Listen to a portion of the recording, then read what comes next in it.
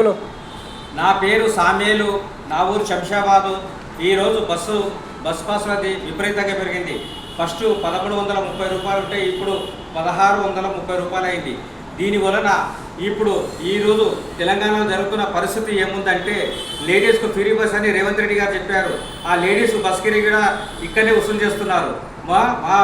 ఇక్కడ only ladies bus free అన్నారు, ఇప్పుడు జెంట్స్తో కూడా వసూలు చేస్తున్నారు.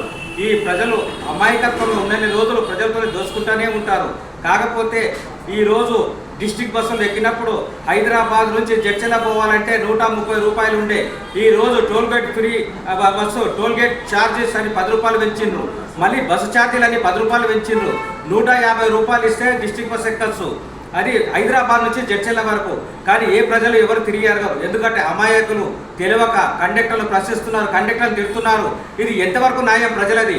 ప్రజలు కండక్టర్ని తిట్టడం మాత్రం, డ్రైవర్ తిట్టడం మాత్రం సమస్య పరిష్కారం అవుతుందా? కండక్టర్ని తిట్టద్దు, డ్రైవర్లను తిట్టద్దు.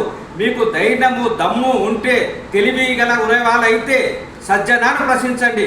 కండక్టర్ను ప్రశ్నించకూడదు, సజ్జనాన్ని ప్రశ్నించండి, డిఎంఓలను ప్రశ్నించండి, పున్న ప్రభాకర్ను ప్రశ్నించండి, రేవంత్ రెడ్డిని ప్రశ్నించండి. కానీ కండక్టర్లు డ్రైవర్లను తిట్టకూడదు. సామాన్యమైన ప్రజలారా ఆలోచించండి. మనం బస్సు ఎక్కేది మిడిల్ క్లాస్ వాళ్ళం ఎక్కుతాము, మధ్యతరగతి వాళ్ళం ఎక్కుతాము. ఉన్నవాడు ఎవడు బస్సు ఎక్కాడు. ఈరోజు ఆర్టీసీ సంస్థ ఎట్లా తయారు చేసిండు సజ్జనారంటే, ఇది గరీబుల దగ్గర రక్త పీచుక తిరగడం సమస్య తయారు చేసిండు. ఈరోజు 300 రూపాయలు బస్ పాస్ తిరగడానికి సజ్జనారు ఏ విధానంగా చర్యలు తీసుకుంటున్నాడు. రేవంత్ రెడ్డి అంటున్నాడు, నేను పేదవాళ్ళకి మేలు చేస్తున్నా అని.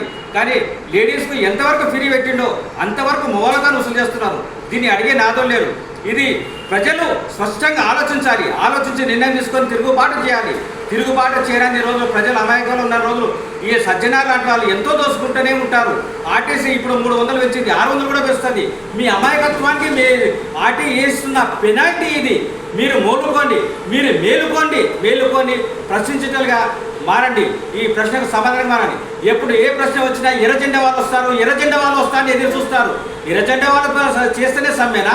మీరు చేస్తే ఆర్టీసీ ఛార్జీలు తగ్గవా? మీరు పోరాడితే ఫలితం ఉండదా? ప్రజలారా మేలుకోండి. మీరు నిధులలో ఉన్నారు, మత్తులో ఉన్నాడు. ఒక తాగినవాడు నైట్ తాగితే పొద్దున నిషేధిస్తుంది. కానీ మీకు మాకు 24 అవర్స్ నిధులలోనే ఉంటున్నారు. మేలుకోండి. కానీ కండక్టర్ డ్రైవర్ తిట్టకుండా ఒక్కసారి మేలుకొని ప్రభుత్వాన్ని ప్రశ్నించమని నేను కోరుతున్నాను.